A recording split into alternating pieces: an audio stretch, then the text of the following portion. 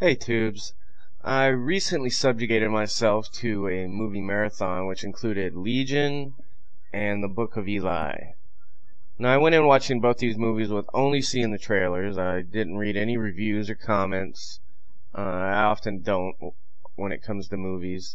I like to just go in there and make my own opinion without having too many outside influences telling me what I should think before I've actually seen the film.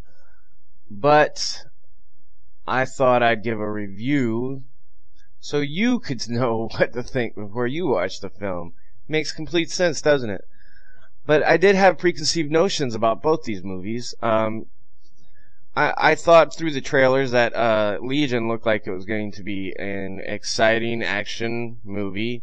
Probably very little acting involved. Even though I like Paul Bettany, I think he's underrated and probably, not rated because a lot of people don't even know who he is. But I do like him as an actor. But yeah. So I thought the Book of Eli looked like it was going to be kind of a long, drawn out wannabe action movie.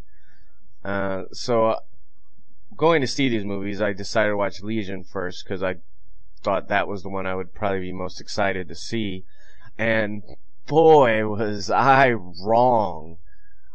This movie failed on so many levels.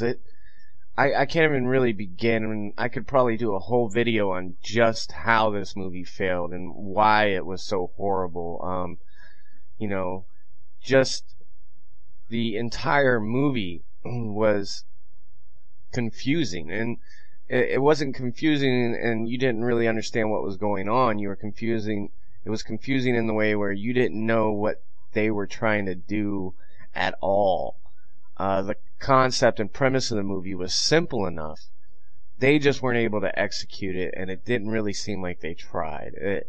It was thrown together in such a way, and really the main action scenes, I think, were all put in the trailer. So if you've seen the trailer, you've probably watched the best parts of this movie and saved yourself from just being bored and having your brain raped, for an hour and a half or whatever. It starts off with this opening monologue, there's nothing wrong with them. The problem with like an open monologue or inner monologues is it can make or break a film, and it's not easy to get it right. I think Zombieland did it right. They did a great job with it. But this movie just, it sort of set up the domino effect of failure going on, because as soon as that happened, as soon as I heard that opening, I was just thinking to myself, what did I just get myself into? What am I sitting through? The acting was so poor. It was, I'm not even sure if they memorized their lines or if somebody just spat them to them and they recited them, a second later while they were recording. And I would say they probably didn't even bother taking more than one take on a scene, because there was no connection whatsoever. You did not feel anything in this movie. I wasn't worried for the characters. There was actually at points I just wanted somebody to die so there'd be one less, person involved in this complete and utter mind fuck going on in my head.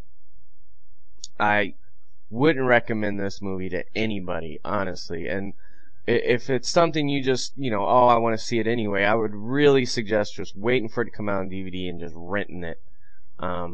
It's not worth sitting through at a movie theater. At least if you're home, you can pause the damn thing and go get a drink or something and bang your head up against the wall just to numb yourself enough to sit through the rest of it. So after seeing this piece of shit, I really did not want to see the Book of Eli. I already thought Legion was probably going to be better. And now that Legion had completely left me utterly and ultimately disappointed, I thought, how bad could the Book of Eli be if Legion was that bad? So, reluctantly, I still went and saw Book of Eli. And I gotta say, almost immediately, I was sucked in. I wanted to know more. And this movie did a great job on not giving you more. Really, not telling you too much too fast. It didn't really go into a backstory of why the world was like that. You know, when they did discuss why the world was like that or how the world used to be, it was almost sort of like, the character speculation. And this movie started out, it was very quiet. There was no dialogue. And to be able to start a movie off like that and still have you sucked in and wanting to see more is, I think, a great accomplishment. It's something that's not often done right. And I think, I guess recently the only other movie I've seen that has been able to do that successfully would probably be There Will Be Blood. Like I said, it's almost like watching a silent movie, but you're still able, through the directing and the great writing and of course the actor skills, and it doesn't hurt when you got Denzel Washington, but you're still able to get this character development with only the pictures and the environment, and they did an awesome job. The story itself was even great. I really thought it was going to be maybe a propaganda type film or something with an agenda, but it really was and I think everybody understands or knows what the book is. You could probably I think you figured that out, and I had my thoughts on that just by watching the trailers and of course the title. And Gary Oldman's character in this movie, and of course Gary Oldman usually always does a great job. He sort of represents what is bad, or what a lot of people see as bad in certain religious figures. I think this angle might receive some flack throughout the religious community, but in all reality, you have to admit that there are people like that out there. It's just the way the world is, and I imagine it would be the way the world would be if the world was, devastated through nuclear war. And again, the explanations of why the world is, it's all given as speculation, and it's not saying this happened because of this.